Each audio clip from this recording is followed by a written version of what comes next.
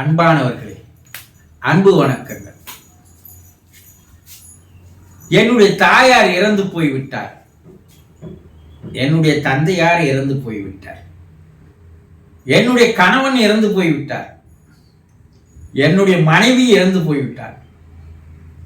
இப்படி இறந்தவர்கள் எங்களை பற்றி, என்னை பற்றி நினைத்தவாறு இருப்பார்களா என்று ஒரு அன்பர் கேள்வி கேட்டிருக்கிறார்.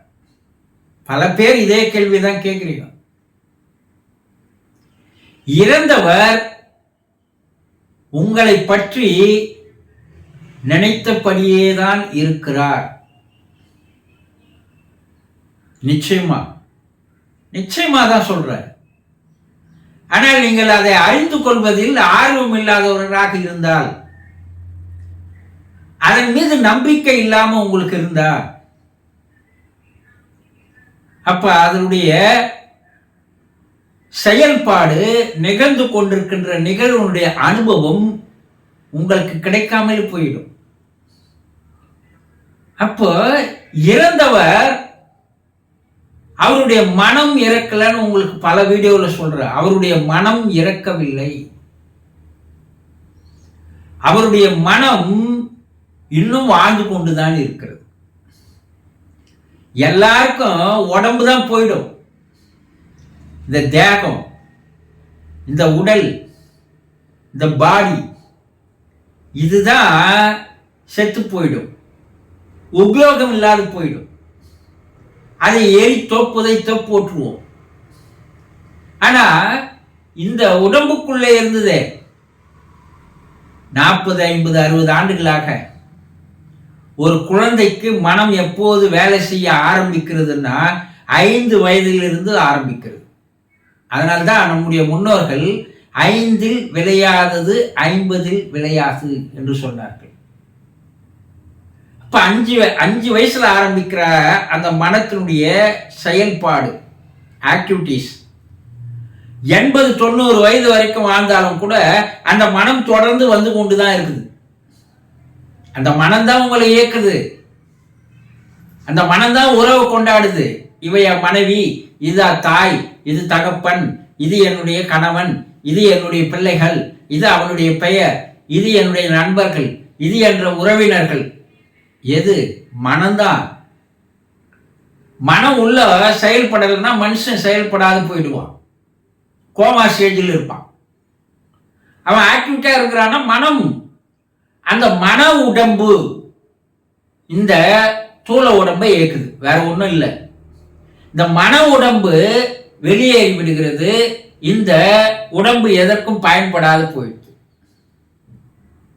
அந்த மன உடம்பு மேல போகுது. இந்த மன உடம்போடு உயிர் உடம்பு, ஆன்ம உடம்பும் போகுது.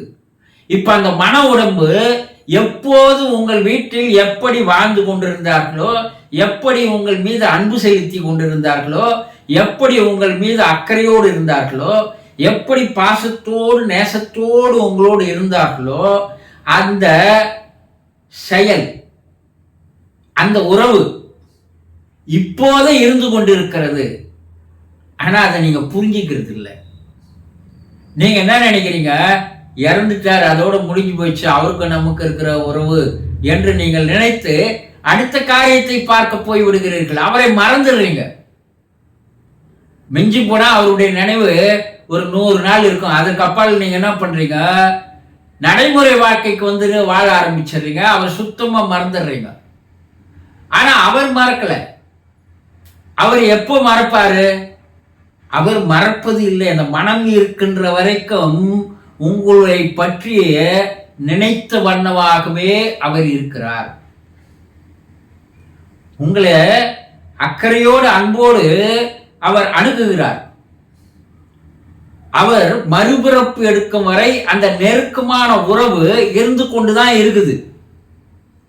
அதை புரிந்து கொள்வதற்கு உங்களுக்கு போதிய அளவு அந்த சென்ஸ் இல்லை. அவ்வளவுதான். அப்போ நீங்க ஒன் சைட் கனெக்ஷன் வந்து இருக்குது.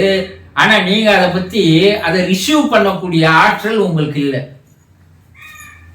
இறந்தவர்களுடைய நினைப்பு, எண்ணம், சிந்தனை எல்லாமே அந்த குடும்ப உறுப்பினர்களை பற்றித்தான் எந்த நேரமும் இருந்து கொண்டிருக்கிறது என்று ஆவி உலக ஆராய்ச்சியிலே ஆவி உலகத்தில் இருக்கின்ற உயர்நிலை ஆன்மாக்களோடு தொடர்பு கொண்டு பேசும்போது அவர்கள் தெளிவாக எடுத்து கூறுகிறார்கள். இறந்து வந்தவர் அவர் குடும்ப உறுப்பினருக்கு மேல்தான் அவர் அக்கறையா இருக்கிறாரு, அன்பு செலுத்துறாரு, இன்னும் அவர் மாறல, ஒவ்வொரு உறுப்பினரை பற்றி நினைத்த வண்ணம் இருக்கிறாரு. என்னை பிரிஞ்சுட்டு அவங்க எப்படி இருப்பாங்க, அவங்களுக்கு மன வலிமையை கொடு, மன உறுதியை கொடுன்னு இறைவன் கிட்ட கேட்கிறாரு. தன்னுடைய பிள்ளையினுடைய படிப்பு நின்று போய்விட்டதே, என்ன பண்ணுவது என்று துன்பப்படுகிறார். தன்னுடைய மனைவி தனியாக இருந்து அவசப்படுவாளே என்று கஷ்டப்படுகிறார். இப்படி பல்வேறு விஷயங்களை அந்த உயர்நிலை ஆன்மாக்கள் எடுத்து கூறுகிறது. இப்ப இறந்து போனவங்க உங்களை மறக்கல, அவர்களால் மறக்க முடியாது. ஏன்னா அந்த மனம் இருக்குது. உங்களுக்கு மனம் இருந்தோ மனம் இல்லாத நீங்க இருக்கிறீங்க, அவ்வளவுதான் வித்தியாசம். நீங்க அவரை நினைச்சுட்டே இருந்தீங்கன்னா தான் அவர் உங்களை நினைப்பது உங்களுக்கு தெரியும். நீங்க தான் மறுபடியும் பழைய வாழ்க்கைக்கு வந்துட்டீங்களே. மறுபடியும் 3 வேளை சாப்பிடலாமா, தூங்கலாமா, காலையிலேருந்து இரவு வரைக்கும் டிவி பார்க்கலாமா, எத்தனை தொடர்களை பார்க்கலாம், எங்க போலாம், எங்க வரலாம், என்ன செய்யலாம். நீங்க உங்க குடும்பத்தில் இருந்த ஒரு உறுப்பினரை முழுவதுமாக நீங்கள் என்ன பண்றீங்க, உதாசீனப்படுத்துறீங்க, ஒதுக்கி வச்சிடுறீங்க.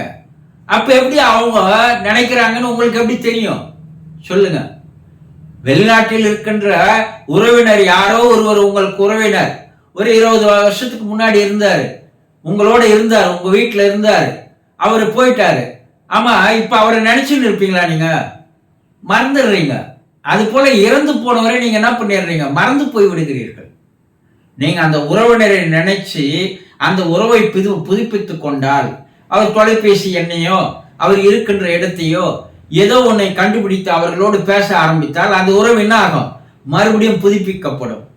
அது போல இறந்து போனவரோடு உங்கள் உறவை புதுப்பித்துக் கொள்வதற்கு, தொடர்பு கொள்வதற்கு என்ன வழிமுறைகள் இருக்கிறது? பல வழிமுறை இருக்குது. அந்த வழிமுறையெல்லாம் நீங்க பின்பற்றினீங்கன்னா 1 மாதத்திலேயே உங்களால் அவர்களோடு தொடர்பு கொள்ள முடியும் என்பதை புரிந்து கொள்ளுங்கள். சந்தோஷம்.